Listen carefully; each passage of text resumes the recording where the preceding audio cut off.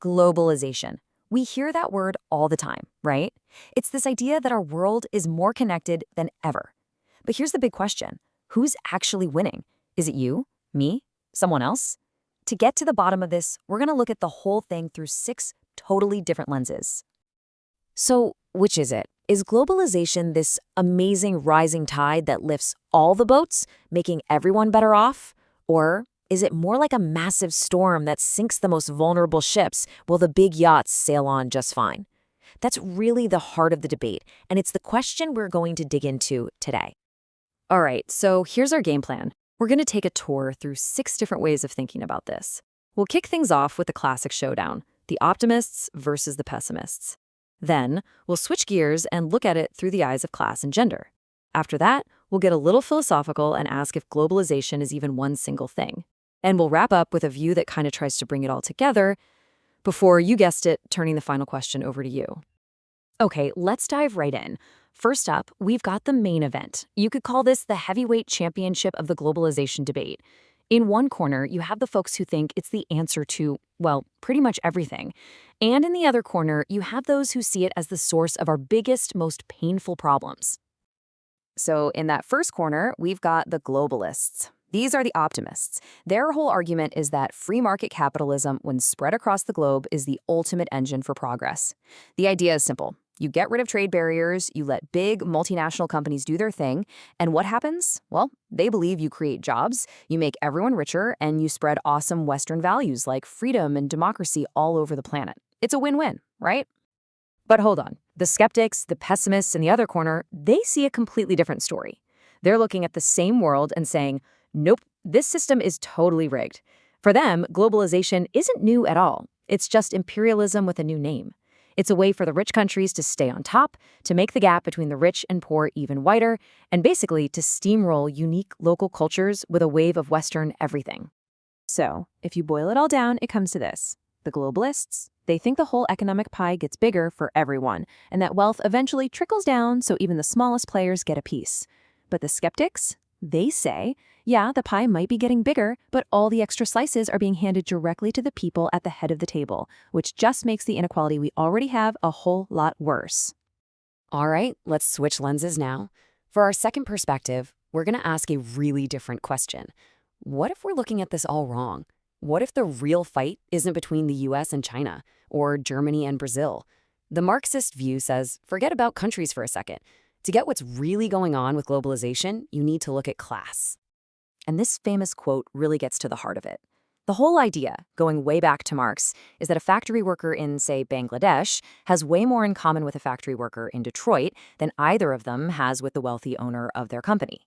The argument is that capitalism was always a global system, and it created this worldwide split between the owners, the bourgeoisie, and the workers, the proletariat.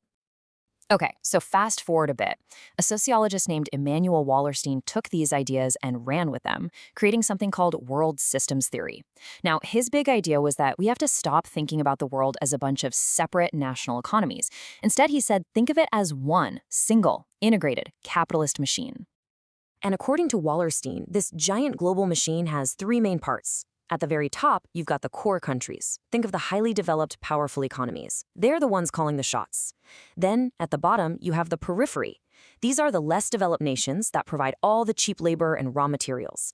And stuck right in the middle, that's the semi-periphery. They get exploited by the core, but then they turn around and exploit the periphery. It's this clear, global pecking order. But what if this picture is still missing something?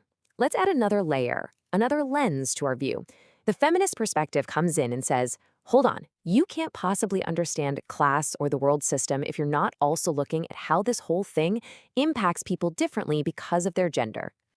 And the absolute key concept here is intersectionality. It sounds complex, but the idea is pretty straightforward. It just means that you can't treat things like gender, class, and race like they're in separate boxes. They all overlap. They all intersect. And they combine to create totally unique experiences of power or powerlessness. You've got to look at how they all work together. Okay, look at this number. Just let it sink in for a second. 1,134. What on earth could that be? That's the number of people, and they were mostly women, who died in 2013 when the Rana Plaza garment factory collapsed in Bangladesh. It's just a brutal, horrifying example of how our global hunger for cheap clothes is often paid for with the dangerous, low-wage labor of women in the developing world. It makes that abstract idea of exploitation very, very real. And it's not just in factories. There's this other fascinating and powerful pattern called the global care chain. It goes something like this. So more women in wealthier countries are entering the professional workforce, right? Great. But that creates a huge demand for childcare and domestic work. So who fills that role? Often, it's migrant women from less developed countries. And here's the chain. They then send money back home to support their own families, where their children are often being looked after by grandmothers or aunts. It's literally a global transfer of care work, and it's almost entirely shouldered by women. Okay, so every theory we've talked about so far tries to explain globalization like it's one big single thing. But now, for our next lens, we're going to throw a real curveball. Get ready for this. What if there is no such thing as globalization? To get our heads around this, we need to understand a term postmodernists use a lot: meta-narrative. It's a fancy word for a big story. You know, a grand, sweeping explanation that claims to have all the answers. Like, history is the story of progress, or globalization is just capitalism taking over the world. Well, postmodernists are extremely skeptical of these big stories. They think these narratives usually just benefit whoever is in power. So instead of one single story, they see chaos. A world of a million different, smaller stories. Countless fragmented changes happening all at once, often pulling in completely opposite directions. There's no single driver, no one steering the ship. It's just a whole lot more messy and unpredictable than the other theories suggest. And this is where it gets really cool. The result of all this chaos isn't that everyone starts drinking the same coffee and listening to the same music, that kind of boring, homogenized global culture the skeptics warned about. No way.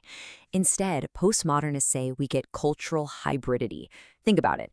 Incredible new kinds of music, amazing fusion food, mind-bending art that mashes up local traditions with global influences to create something brand new. It's not destruction, it's creation. Okay, so we've had the optimists, the pessimists, the class warriors, the feminists, and now the story's skeptics. Wow, where do we go from here? Well, our final perspective, the transformationalist view, actually tries to pull some of these threads together and find a more nuanced middle ground. So the transformationalists look at everything and say, okay, yes, globalization is absolutely a real, powerful, world-changing force, no doubt about it. But, and this is the really important part, they don't think the ending is already written. It's not inevitable that it will lead to utopia or dystopia. Unlike the other camps, they believe that we, people, governments, organizations, can actually grab the wheel and steer this thing. The future is still up for grabs. And they kind of pick up on that cool postmodern idea of hybridity. Their take is that when different cultures smash into each other, it doesn't always have to be a destructive crash. They can merge and blend and create these vibrant new forms that make our world a richer, more interesting place. This view doesn't ignore the dangers. It sees them clearly, but it also sees the incredible potential in our connected world. So, there you have it. We've just taken a whirlwind tour through 6 completely different ways of looking at our world. We started with that big economic fight. Then we dove into the global class struggle. We saw it through the critical lens of gender. We even questioned if the story of globalization itself was real. And finally, we landed on this idea of a world in transformation, a world that we can still shape. And that brings us back to you. Now that you have these 6 new lenses in your toolkit, which one feels right? When you look at the world around you, at the smartphone in your hand that was designed in one country and built in another, the clothes you're wearing, the news scrolling across your screen, which of these perspectives, or maybe a mix of them, really helps you make sense of it all? Who's really winning and who's losing? We've given you the tools, now the thinking is up to you.